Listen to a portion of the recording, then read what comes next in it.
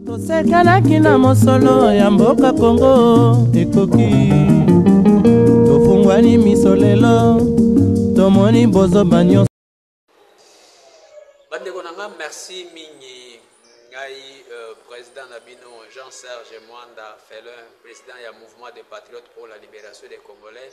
Na ye lisusu na numéro ya vidéo oyo pona ko talisa bino ndenge kaka tosalaka talisa bino citation ndenge eza kolega na mboka na biso en tant que ba politique, en tant que bato oyo baza ko penser comment lobby na bango ko kozala malamu esengeli na bino pe bozwa ba formation. Alors na s'adresser précisément beaucoup plus na bino ba membre ya mouvement des patriotes pour la libération des Congolais MPLC.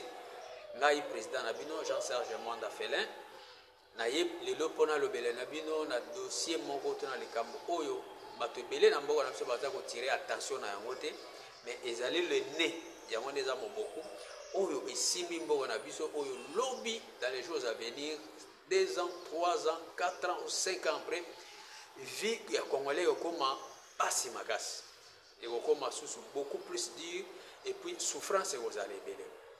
Dossier ni na lobela na bino lelo yo ezali oyo babengi la dette.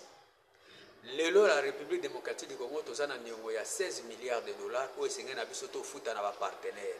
16 milliards de dollars wana eza mbongo tozo futa na bato oyo baza libanda, ba partenaires na biso baza libanda et puis na kati ya 16 milliards wana eza ba ndambu ekokende na ba partenaires ya libanda nde na lobby ndambu eza na ba partenaires interne ya mboka na biso. Mais eza niongo. Niongo ba pays nyonso tu bazala nango. Donc, il y a un problème. Quand il y a un problème, pays n'y surtout à Zana et Penagnon. Beaucoup de contracter dette, il y a un problème. Alors, avant on a besoin d'un banda, Nathalie Sabino, ou ta premier président, si les loyaux, tu évolues dans la dette. Ce qu'on dit avec le président Joseph Kasavubu, dette est à la qui pensa ya marque, dette est à la qui était. Donc, tu défends bon côté na libanda ya mboka pour te construire mboka na biso. Wana élément ya liboso. Après président Kasavubu beza président maréchal Mobutu. Tango Mobutu aye ko banda ko defa bambongo. Tango bande ko defa bambongo. Bambongo ya defaki yango esali ete to ya ko koma tina 14 milliards de dollars ya nyongo oyo nyonso to oyo Mobutu akotsaki biso. Ezaki a défi, il faut que zongo sango avec intérêt. Alors, na ba intérêt on a pe bande ko bota tito komi ko koma na ba 5 milliards, na ba intérêt on a omsozo defa tozo koma na ba 7 milliards, tomati na 10 milliards, na 32 ans au pouvoir au Mobutu asali, tozui dette ya 14 milliards de dollars. Tango ya kei musée a koti si biso na dette te, a futi pe 14 milliards wana te. A tiki biso ka na situation ndenge ezalaki mais du moins a défagité. Tango a accueilli pe a sonar a assassiné ye a kufi président avec côté za Joseph Kabila tango a koti a kutai na situation ndenge ezaleli a mondi yango ndenge ezaleli et puis a eu opportunité puisque ba nyongo komaki moi ebele et ko kutana na initiative PPTE il y a des pays pauvres très endettés. Il y a un avantage moroboy. Où est-ce que les bandits fixer bino montant moroboy, au fouti yango. Ce qui pour atteindre le montant, oyo to diminuer bino nyongo buzana. Alors Joseph Kabila à cette époque, Mouzito azalaka premier ministre, ne to komaka ko futa, je crois c'était à cette époque-là 250 millions de dollars, je crois par mois. Alors, 250 millions de dollars pour fouta chaque mois. 250 millions pour fouta chaque mois. 250 millions de dollars pour fouta chaque mois. Ne permettra qui to avancer, to atteindre montant oyo. Basenga kibiso après balongole libiso dette. Mais attention, balongola ka dette. Oyo esengela ki to fouta na niveau ya ba institution ya Bretton Woods. Donc Banque mondiale na FMI. Mais ça ba dette mususu oyo ezalaki kotala makambo wana te to futaka yango te etikala neti RDC atikala na dette ya 3 milliards de dollars bobo sanate eloko wana tango Kabila akei na 18 ans na ya salaki Tshisekedi akoti Tshisekedi asali déjà 7 ans bandaka aza na pouvoir tokomi na dette il y a 16 milliards de dollars. Alors ba dette yango eza ndenge nini? Tant toloba ba dette eza ndenge nini? Ba dette ezali boye. République démocratique du Congo a kosala projet. Ce qui a sali projet na ye et qui a besoin ya mbongo pour accomplir projet na ye nde akendaka ko defa. Akende ko defa wapi? Soit akende ko defa na Banque mondiale, soit akende ko defa na FMI, Fonds monétaire international, soit wana nde ba institution ba benyi ba institution ya Bretton Woods, soit akokipe ko kende ko defa na Banque africaine de développement BAD, ou soit akoki ko defa na n'importe quel pays to na n'importe quelle institution financière internationale to banque akoki pe ko defa kuna ce qui a joué mbongo wana aye ko financer projet o azana ngo pour ça ko sala asali yango soki akei libanda te akoki pe ko defa mbongo na kati ya mboka na biso donc na ba banque privée o tozana ngo na kati ya mboka na biso ekozala ba banque je cite ba Equity ba Robank ba banque mo mingi eza tozana ngo ba Sophie Bank eza ba banque mo ya mingi akoki pe ko defa na ba banque wana. Alors ba mbongo a defi na ba banque wana na libanda ya mboka na kati ya mboka ba mbongo wana nyonso wana yango ba bengi dette. Alors dette wana ekokozala dette interne tout comme dette externe. Alors République démocratique du Congo na 7 ans au président Tshisekedi asali to contracté dette il y a 16 milliards de dollars. To bande ko yeba yango te. Soki lelo na zui ba ko yebisa bino yango ba patriote bo landa ngai à travers la vidéo oyo bo relayer message wana bo sala na yango ba réunion eza parce que première Muzito vice-première ministre ya budget na kombo ya Adolphe Muzito yende muto atalisaki biso ke pour le moment tozana nyongo esengena na biso tofuta nyongo wana eza nyongo ya 16 milliards de dollars. Donc na ba projet oyo République azalaki nango besoin ko sala et que mbongo ezangaki il a fallu azwa mbongo soit na ba banque ezawa soit azwa mbongo na ba banque eza libanda pour nato accomplir oyo tozana. Alors eza na principe moko na lingina lo banabino ba chrétien ba ebiam ba lobi que celui qui s'endette s'appauvrit mais celui qui paye ses dettes s'enrichit. De ce qui mboka na biso toza ko continuer ko defa mbongo yeba que toza ko koma de plus en plus pauvre parce que à un certain moment à un certain niveau bambongo wana yokomela biso blocage et okanga biso singana kingo tokokokate ko vivre. Je donne un autre exemple.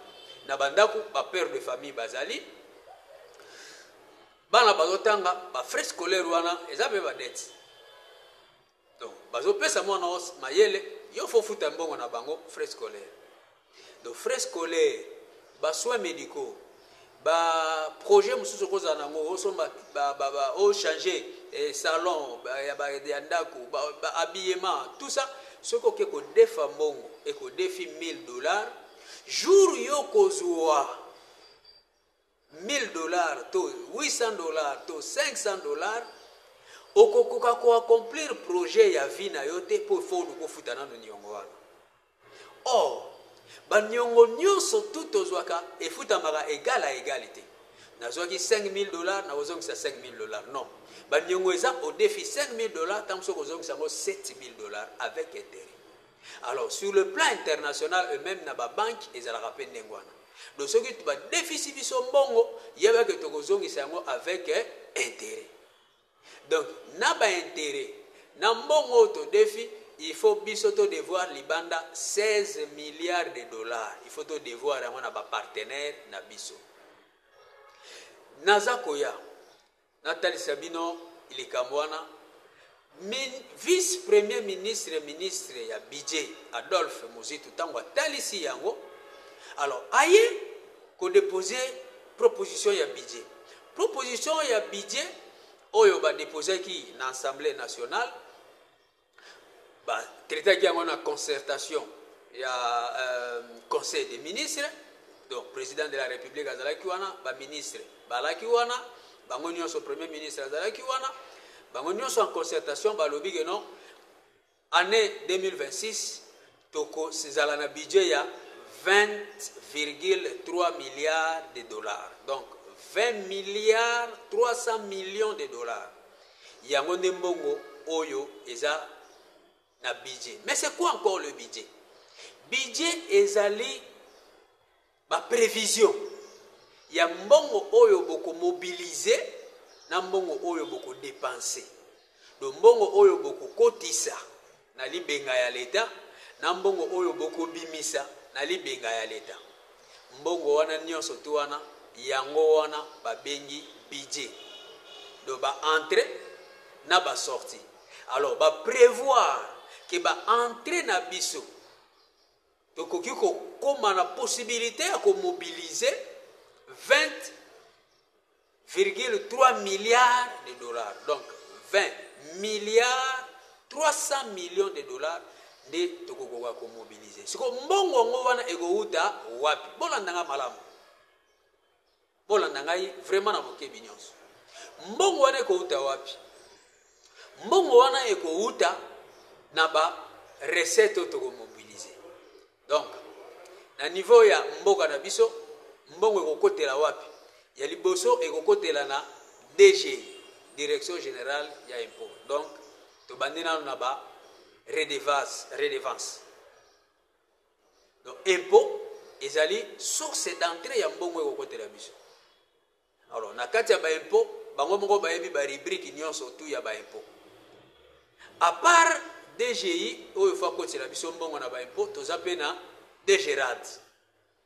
DGRAD pe a récoltaka ba taxe oyo ezo sengela na mboka pe a fonctionner. Donc DGI na DGRAD bango nde bakosalela biso récolte ya ba redevance durant toute une année bazana montant oyo bango pe il faut bakangisa po ekota na kati ya budget na biso. Donc première source d'entrée za ba redevance eza ba impôt na ba taxe. Deuxième source ya entrée ya mbongo ya budget ezali nini? Ezali ba matière première oyo totekaka. Coltan, cobalt, manganèse, lithium, ba matière première nyonso. Na côté sika pétrole, donc ba matière première nyonso. Environnement na biso, lelo tokomi ko lobela makambo ya environnement. Bazamba na biso, ba mbongo nyonso tokotisaka wana. Deuxième source na biso. Et troisième source okokotisa mbongo na kati ya libenga ya l'État na 20 milliards 300 millions eza ba mbongo pe photo defa libanda. Donc ko defa mbongo pe libanda ezali troisième source oyo kosala ke mbongo ya kokota po tokokisa 20,3 milliards de dollars. Et quatrième source eza mbongo oyo bakabelaka biso. Tozwi neti France apesaka biso, je crois chaque mois aussi pas chaque année, moi ceux qui 30 millions de dollars à pesa biso. Yeba que France a pesa biso quelque chose, Belgique a pesa biso combien de 1000 dollars à pesa biso, UNESCO a pesa quelque chose pour enseignement. Yeba que Angleterre a pesa biso quelque chose pour asunga biso, États-Unis a pesa biso quelque chose pour asunga biso. Donc ils ont ba pays au peu basunga biso, moi ba 2 millions na bango, moi ba 3 millions na bango, moi ba 5 millions na bango. Tango ba ko sangisa nyonso tu wana ekotika ka wana. Donc 4 sources o ekokotisa mbongo na mboka na biso. Source ya liboso eza ba redevance na biso, ba taxe na ba impôt. Source ya mibale eza ba matière première oyo biso tozoko teka ekokotela biso mbongo. Source ya misato eza ba mbongo e photo defa na FMI to na ba pays mususu to na ba institution ya Bretton Woods. Et source ya mine ezali ba mbongo oyo ba pays oyo apport extérieur ba pesa ka biso ba accompagner par exemple armée, ba accompagner par exemple éducation, ba accompagner par exemple secteur X ou secteur Y. Le 4 sources wana ya onde ko permettre ba réunir le 20,3 milliards de dollars. Alors, ce qui va koki ko réunir mbongo wana c'est que na utilisation nango sikoyo présidence azana rubrique na ye oyo esengeli na ye azwa gouvernement pour atteindre le projet na été ba programme na yé to programme ya gouvernement asa na ba rubrique na yé chaque secteur ou chaque ministère il faut canaliser ba fonds wana pour ba utiliser yango et eza na rubrique mususu o ba bengi ya investissement. Donc il faut investir yango pour que et produire to bosana te ezaka ndenge to vanda na banda ko na biso ozui $200 na yo ya salaire par exemple na kofuta loyer na nga $50 na kofuta ba programme na zana ngoya ndako mais il faut na bomba ta $10 to $20 comme na investir yango na koki ko orienter ngo ata na kopa koteka makala ata na mwa digablo ata na mwa kop moko boy. Donc pays peut fonctionner à ndengwana. Il faut à un certain niveau à côté montant moko boy pour un investissement. Na boy ko critiquer na no budget parce que na ko comme pe na ba période na ba no hotel la bino budget oyo basali tango ba ko adopter yango ba faiblesse nango ezani ba force nango ezani pe ba secteur nini na nini to kotala. Alors tango ko va na kotala na kati na budget wana okomona ke ezana ba problème oyo ekosala ke pays na biso ya defa ezani gestion ya mbongo. Okoya ko vanda ko komona par exemple na président de la République a utilisé mbongo ebele. Ba institution ba utiliser mbongo ebele. Tango sikoyo ko ko tikala oyo sengele ba futa ba travailleurs et komi mbongo muke. Nde ngo mona député azana possibilité azwa $40,000. $40,000. Donc 40,000 wana eza salaire na bango ezalaki na 16 milliards awa ba lingi balongola caméra na place caméra matisi bango na 20 milliards et 20 millions 20,000 permettez-moi excuser-moi $20,000 tango amatisi bango na 20,000 mais balinga caméra longwa sans compter ba invisible bazana besoin ba atteindre na 21,000 oyo mboso banda ko futa bango tango bako bakisa bango ba invisible oyo bakisa mapomi ma ona $40,000 ndenge baninga na bango na kala banda ko zwa balingi bango pe amando bazwa ndengwana. Mais quand on donne à ces gens $40,000 les mois et que ba fonctionnaire à l'état bazana $100 okomona ke tango na bozui $100 wana c'est que ezo yape à compte goutte que mbongo ebele eza orienté côté mususu na ba institution. D'où conclusion oyo to yebi biso nyonso 70 ou 75% ya budget na biso ekena na ba institution. Ko futaka ba institution pe ko faire fonctionner ba institution. 30 ou 25% etikalaka ekena investissement na social na ko futa ba loyer ba salarié na ba bilo mususu. Du coup tokokoma na phase oyo tokomi na bosenga ya mbongo. Donc tant bozui bambongo ekoti batizinge na président de la République asaina na besoin ya présidence bambongo mususu ekena na gouvernement asaina na fonctionnement na ye kosomba ba papier tout ça ba makambo na ye ba pesi na ba frais de fonctionnement toyoko koma ke po ba investir na onatra mbongo ezate. Pourquoi? Parce que frais ya investissement par exemple les a 1% to 0, quelques pourcents pour na frais d'investissement. Du coup, donc comme on a besoin pour nous atteindre qu'on relancer onatra il faut te défendre bon. Pour nous atteindre qu'on relancer j'ai quand même faut te défendre bon. Pour toi atteindre qu'on relancer Sinel il faut te défendre bon. Pour toi atteindre qu'on relancer, il faut te défendre bongo. Pour toi ton boulevard, il faut te défendre bongo. Pour tout ça, pourquoi? Parce que bongo est mobilisé et qu'il y a une institution. Et ça lit balamoko vite. Balamoko ça lit vite. Et vous êtes obligé à défendre les bandes. Alors, tant que vous défendez les bandes, tant que vous défendez la banque, et que comme la bino sigoyo singana kingo. Aujourd'hui, nous devons une dette, nous devrons payer une dette de 16 milliards de dollars. Mais dans 7 ans, 16 milliards de dollars. Maintenant, posons-nous des questions. 16 milliards de dollars, ouana et sali nini. Ba relancer na mobu kangalonzo? Te. 16 milliards de dollars wana esali nini? Quel est le secteur oyo basali? Parce que ceux qui vont contracter dette, en principe, vous devez présenter un projet. Pour baper Sabino. S'il n'y a pas de projet, bah redef Sabino bon on a sentiment. Alors, ceux baper Sabino par exemple, il y a qu'on relancer l'administration, il y a un bon abisso et qu'il faut baper Sabino bon son auto pakala. Bon on a peut te foutre yango avec intérêt parce que bon ça n'a été tant que boyoka pour Ebola. États-Unis a payé 2 millions. Kokanisata a payé sakate. Aucune nation, aucun pays au monde est payé saka mbongo. A payé sakate. On appelle ça don, mais ba défi saka. Et c'est juste une appellation pour nous flouer les Africains. Que tu sali bino don. Non, non, non, non. Ba défi sibiso.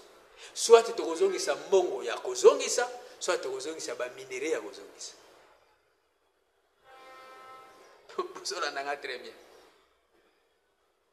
Bon, on a très bien. Je donne un autre exemple pour comprendre.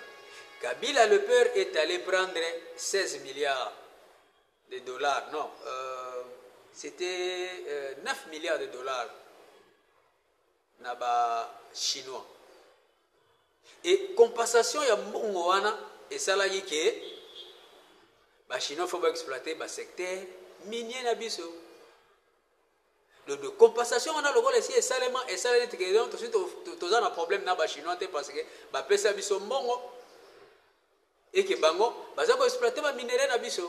Donc ba minerai lelo ata yoki ko to zaka pays riche ba minerai et belé zo ko enrichir biso te mais ande ko sungane Chine akoma oyazo koma lelo parce que azoko zoa ba minerai.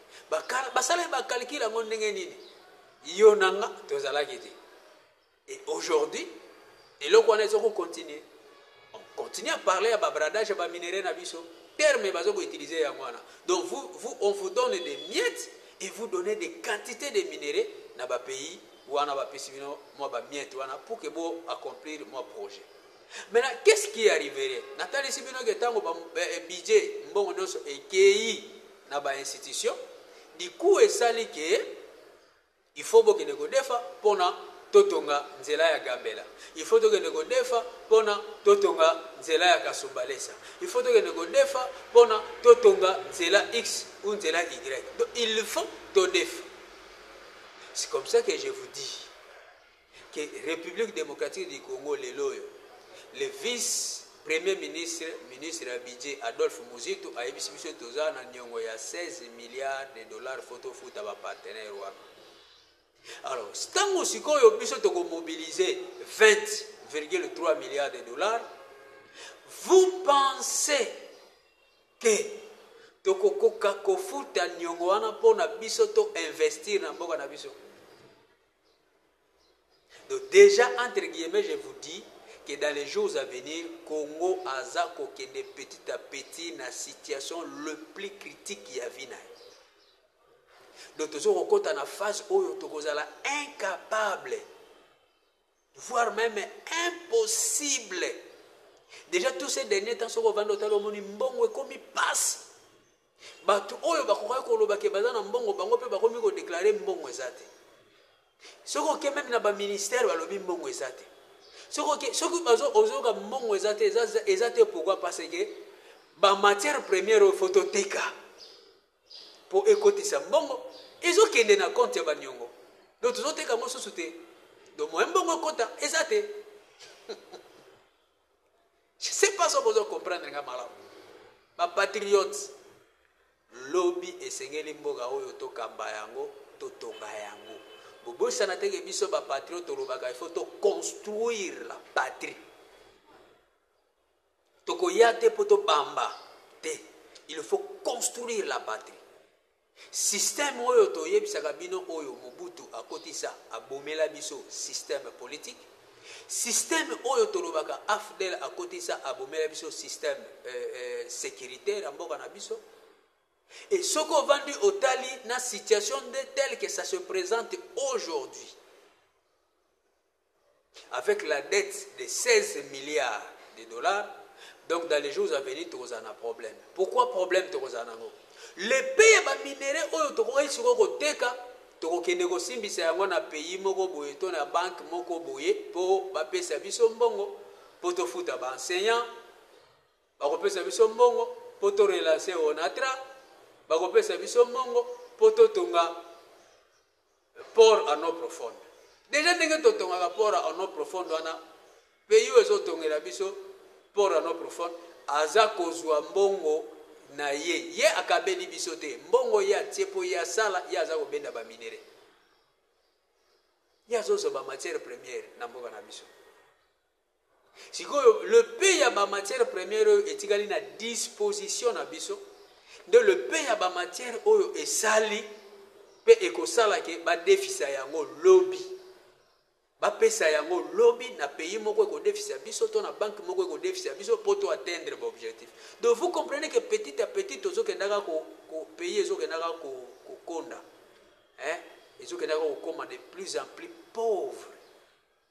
Mboka ezokenda RDC ezokendaka kokoma de plus en plus pauvre. Soki bomoni bakangaka papa oyo ancien ministre ya mine Martin Kabwelulu bon bakangaka yete na terme ya kokanga bakendaka na ye. C'était par rapport à ça, parce qu'il faut maintenant minérer les années. Et Dieu merci, on a quand même réussi à récupérer plusieurs carrés miniers. Où ils n'arrivent même pas dans la Mikanda, ils arrivent dans l'unité, donc récupérer. Ben alors, ma carré minier, il y a un monde qui faut pas luka, bon déficit à goba nani, pour pas payer sa biso montant, oyo, pour totonga banjela, totonga ba hôpital, totonga ba école. Tomatisa salaire ya ba enseignant, tomatisa salaire ya ba oyo, donc tokosala nini? Le fait déjà que la République démocratique du Congo a une économie archaïque, aza kotala kaka ba secteur on atangeli yo, soit impôt, to taxe, po azwa mbongo, soit mbongo bako déficit, soit matière première ya koteka, soit mbongo ba pays bazo ko soutenir ye bako pesa ye pona ko appuyer tel ou tel autre secteur et que azali na industrie te oyo avandiseli économie na ye. Donc la RDC est en train de partir petit à petit na gouffre, petit à petit na libulu. Ba patriote bozolanda ngai na ba congolais bozolanda ngai ba membre ya mouvement des patriotes pour la libération du Congolais bino boyebi ngai président na bino Jean-Serge Mwanda na ye kotikela bino vidéo po boyeba et puis to banda kobongama toyebisaka bino biso ba patriote totalaka mabeli musika et puis to banda ko s'apprêter. Donc yo patriote ndenge ozo vivre yeba siko ko vivre yeba ko sala ba économie na yo pour survivre, parce que dans les jours à venir, le pays deviendra de plus en plus invivable. Déjà, la dette, il y a 16 milliards. La richesse, surtout presque, déjà le secteur par secteur, déjà, dans le système, déjà comme passi, il faut que dans les jours à venir, et vous allez sous plus pire. Pourquoi? Parce que la dette est énorme. 16 milliards de dollars. Est-ce que toko futa yango? Ce que toko futa ba dette wana, toko futa yango na ba mécanisme nini? Comment toko futa ba dette wana? Dans quel secteur on va puiser pour notre futa? Parce que banzela baroka do tozo sala, bazo sala. To banzelo bazo sala. To ba biloko bazo kotonga na ba université. To ba immeuble ozomona bazo kotongela biso par exemple qui ne nous produisent encore rien comme centre culturel. To tongi yango, on a bradé nos richesses. Mais qu'est-ce que le centre culturel va amener na Bidja mboka na biso? Apparemment il n'y a rien. Donc on investit dans le secteur où on a bradé nos minéraux pour investir dans le centre financier. Qu'est-ce que le centre financier nous apporte aujourd'hui dans mboka na biso? Les centres financiers Totomba. Et ça, et le côté. On a bradé nos richesses pour tous à l'hôtel du gouvernement. Hôtel du gouvernement, Batongela Bisso. Qu'est-ce que ça nous rapporte? Mais pourquoi on ne peut pas prendre de tels montants? Pourquoi on ne peut pas brader de telles richesses pour investir dans le domaine de l'aviation? Parce que le domaine de l'aviation est au côté de l'aviation, bon, dans le secteur du transport. Pourquoi tu as traité? Parce que si on part contracter une dette de autant de milliards, na BAD, na FMI, pour le secteur X ou Y, mais enfin, on prend cet argent, on investit dans le secteur, par exemple, il y a l'aviation, on investit par exemple dans le secteur, il y a transport, caca. Certainement, quoi, même la mission. Secteur agricole, et vanga, l'agriculture ne fonctionne pas, mais toujours qu'on investit, qu'on a des pourquoi. Toujours qu'on investit dans l'élevage, pourquoi.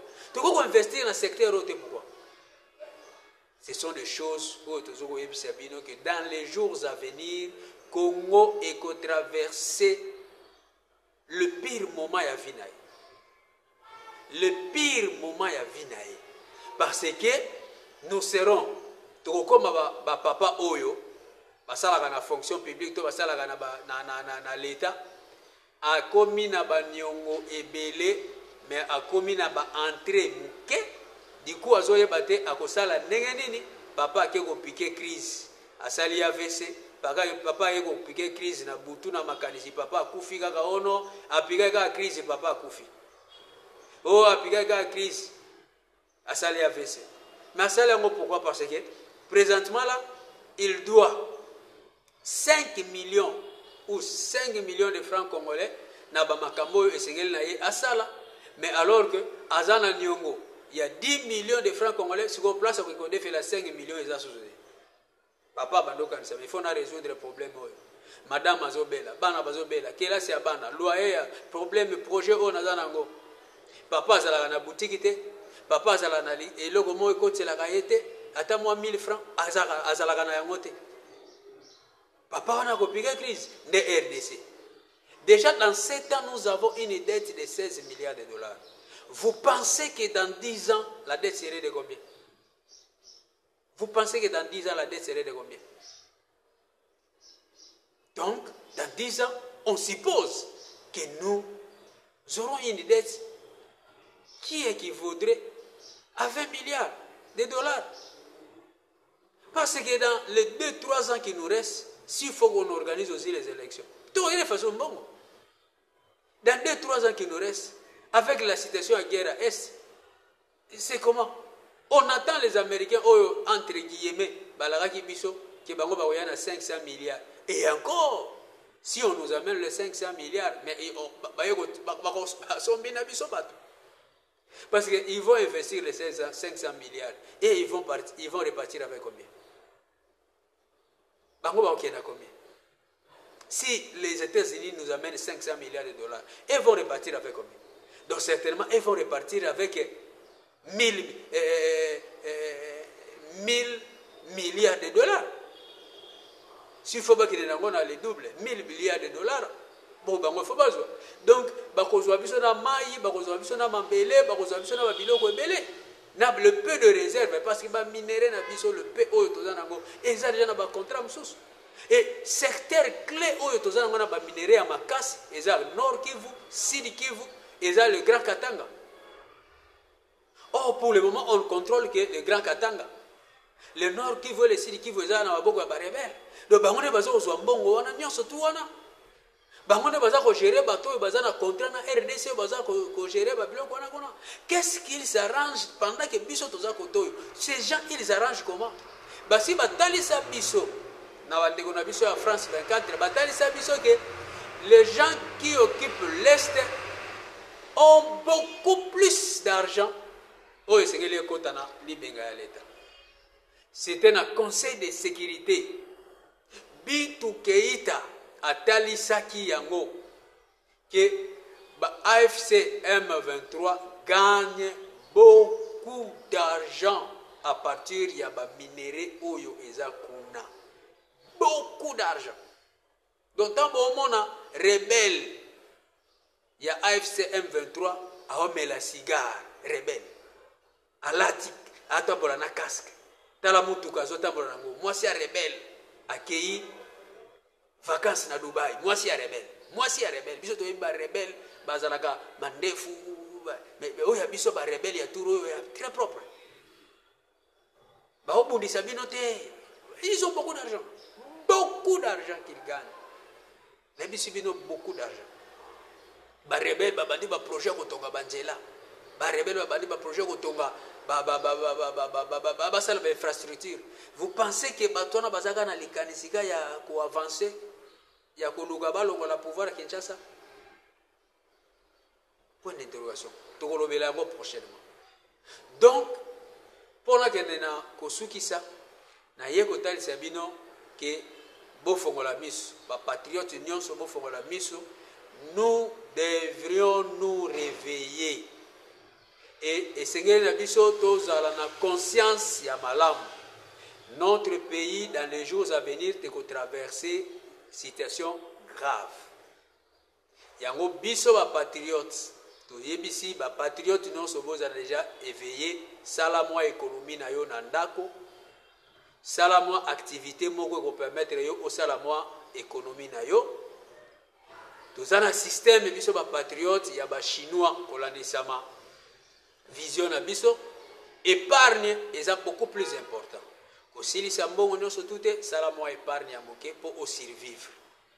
Parce que dans 10 ans dans ma projection nous allons atteindre la dette de 20 milliards de dollars qui nous sera très difficile à payer. C'est comme ça que le président qui viendra après lui, ce qui a président, il y a Babiloko na bango il y a moboutisme. Ce qui bazaka ba président ya Babiloko na bango moboutisme, le pays va encore sombrer.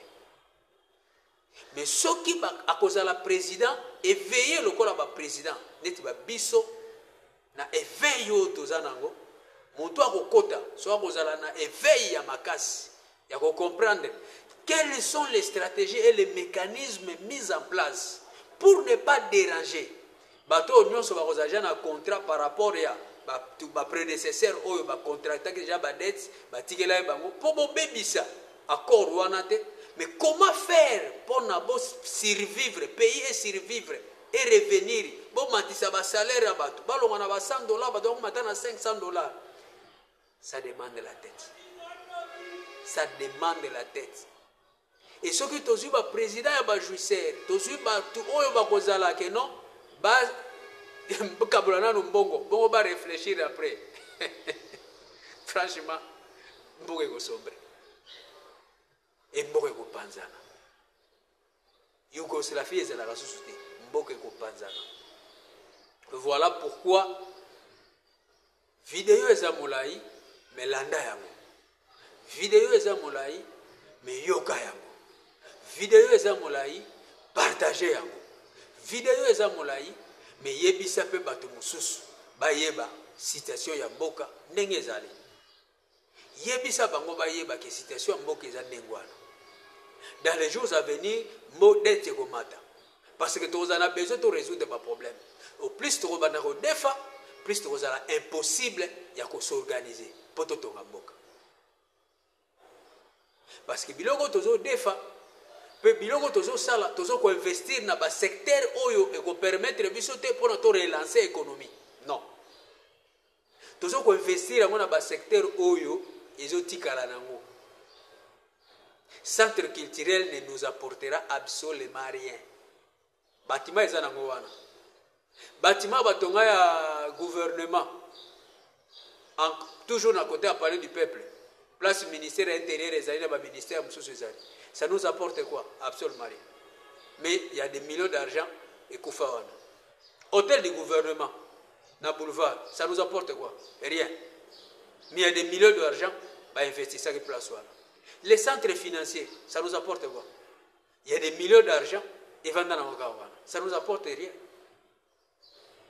Maintenant, il faut qu'on investisse dans le secteur oyo et ça productif. Il faut qu'on investisse dans le secteur oyo et ça productif. Ce qui kaka dans le secteur oyo et ça non productif, to kobrade ba richesse nyonso et nous aurons rien. Alors, comme le chef coutumier à Kinshasa, bateki ba mabele, ba génération future et botami na ba lignée na bango, ba ebiga geno, biso nde tozalaka bakolo mabele, bakolo Kinshasa, mais bakuti ata eteni ya mabele te pona ba génération future. Bakuti ata école te, bakuti ata hôpital te, bakuti ata hôtel te, bakuti ata eloko te o ekotalisaka keno, bakoko na biso nde bakolo mabele awa na Kinshasa batekaka Kinshasa. Congo ekokoma ndenge wana. Donc nos enfants viendront bakoyokaka na masolo ke RDC ezalaka pays riche doté de potentialités énormes. Na sol, na sous-sol na ye, mais ils vont se rendre compte que nous n'avons rien. Bango batikali eloko te. Pourquoi? Parce que nous se kendaka ba nyongo. Nous se kendaka ba nyongo. Je vais vous dire une autre chose. Bobo sanate na tchela scam. Na tchela scam. Azana plus de 100 hectares à mabele. Scam a bloqué yango. Bango moko bato tchela bakotaka te. Mabele wana evanda. Babele chide ba bénéficier nango bakolo scam. Na ba Congo central ezana ba mabele belé. Tozana coopération na ba japonais. Basala mabanyo kwa basala biloko belé ba fruits belé ba japonais balona ka awa ekendake pa na bango. Mais Japon a pesa biso mbongo. Totonga immeuble oeza après IPC totongela ba policier wana ba bureau. Biso tozui mabele to pesi bango basala bilanga. Tozana contrat na ba japonais. Ba pesa biso mbongo pona INPP. Bango baza ko exploiter mabele na biso balona ka manioko. Balona ape biloko ebele parce que na manioko biloko ba matière belé basala ka biloko belé na linyoko amidon linyoko ezaka pona kolia te linyoko ezaka pona kolia te donc biloko belé ba japonais bazoka na manioko kende kaka wa bandaka Congo central kota ka ki centre des hectares et des hectares bloqués par les japonais et biloko neza par-ci par-là ba carré miné bloqué par des gens bloqué par des individus bloqué par des pays, par des États. Nous sommes en train de brader, mais nous ne gagnons rien. Maintenant qu'on a la dette de 16 milliards, qui nous sera d'ailleurs difficile parce que vice-premier ministre et budget Adolphe Mositou a déjà que maintenant il faut commencer déjà à travailler sur comment payer ces dettes pour relancer notre économie. Et ça sera comment? Or, on aura encore besoin. Il y a le peu de minéraux Oyo va récupérer à partir de Biloko Oyo Martin Kaboueloulou à Bimisi. Le peu de carrés miniers Oyo va récupérer, on va encore les donner à d'autres partenaires pour ne pas faire service au Mongo, soit pour mettre fin à la guerre, soit pour chercher à construire encore des routes. On est en train de moderniser l'UPEN ou bien l'université. C'est bien bon. Mais ça va nous faire entrer quoi? Ba université na biso ba mbongo nyonso kota ba université et ya ba mbongo yo ba kabula kayango tout comme dans d'autres écoles et ya ba mbongo yo za ba cop oyo ba kabula ba continuer ba kabula kayango bosi bo mona mbongo koti ba frais académiques ya université ya ba université na biso bo mona bango ekota na compte na budget ya l'état mbongo na kenaka betida nyonso na mbongo ba futa kenaka ekenaka ba continue ba kabula kayango. Aucun secteur, les frais académiques, il y a l'université qui est dans le secteur. Ils ont beaucoup de vocabulaire. Dans le secteur, il y a enseignement. Je travaille longtemps dans ce domaine, il y a enseignement. Les frais de participation, il y a l'examen d'État et tout ça. Mais sur de l'argent, moi je vis comment on partageait ça. Le gouverneur a eu mal naïe, l'inspecteur a eu mal na bango, travailleurs, mais l'État a encore fait sortir de l'argent pour, on appelle ça examen d'État, c'est l'État qui finançait. Mais maintenant, les droits de participation qu'on demande aux parents, mais c'est de l'argent des ministres de l'éducation, hiérarchie, moi, 4, 5, c'est fini. Mais l'État va encore faire sortir de l'argent pour l'organisation de l'examen d'État. Et c'est l'université, c'est le même secteur, c'est comme ça. Donc, dans les jours à venir, nous aurons des difficultés énormes. à cause il y a dette au Yutozana. Il faut payer cette dette. Vous comprenez? C'est quoi le budget? Comment le budget fonctionne? Et puis dette interne et externe, il y a 16 milliards. Je vous dis, il y a 20 milliards dans 10 ans. Et comment allons-nous construire ce pays? Et comment allons-nous relancer l'économie de notre pays? C'est déjà un flou. Ma patriote, merci. C'est moi, votre président Jean-Serge Mwanda. Comme d'habitude, na ba leçon na biso, na saleli bino yango pour na comprendre la situation ya mboka na biso, mais vous avez la peine en notion, il y a budget, mais vous avez la peine en notion, il y a dette.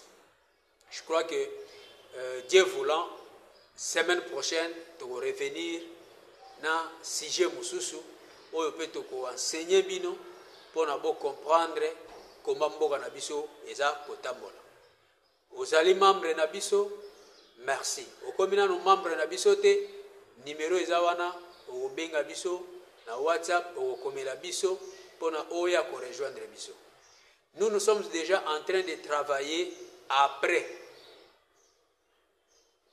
Comment nous on va construire la patrie? Quelles sont les stratégies mettre en place pour na to bebisa ba partenariat oyo bato bazako contracter, mais to construire patrie et puis Congolais à se retrouver na mboka na ye na richesse oyo Nzambe atelaye. Ça ne revient qu'à nous. Mais tozana bosenga na bino boya ko rejoindre biso. Moi je suis ce président là qui avertit et qui appelle les gens à venir qu'on s'associe na biso. Oyo ngana sali ba président ba parti politique mingi basalaka yango te. Ba président pour pareil ba parti politique mingi basalaka yango te. Pourquoi basalaka yango te? Parce que bazo kende na politique na cadre COP. Bazo kende na politique pour na ba s'enrichir. Mais bazana ba prévision te. Bazana eloko te na mitu na bango pour na bayeba oyo bakosala na mikolo ezali koya. Mais biso ngai ezaka te na sangisa batu. Poto kabola lipa ou bien poto banda ko ganga te. Toko sangisa batu pe poto enseigner bango. To comme ça bango ba patriote. Balinga mboka na bango, balinga Congo na bango, to construire patrie. Et tant que tu construire patrie, tu commissi yango na niveau esengé na to commissi yango. Je crois mutunyon so tout. A kozala bien na mboka na ye, a ko se retrouver na mboka na ye, pe a ko vivre kitoko na mboka na ye. Le patriote, nous allons construire la patrie. Oui, c'est possible. Merci beaucoup. Tosekanaki na mosolo ya mboka Congo ekoki tofungwani miso lelo tomoni bozo banyo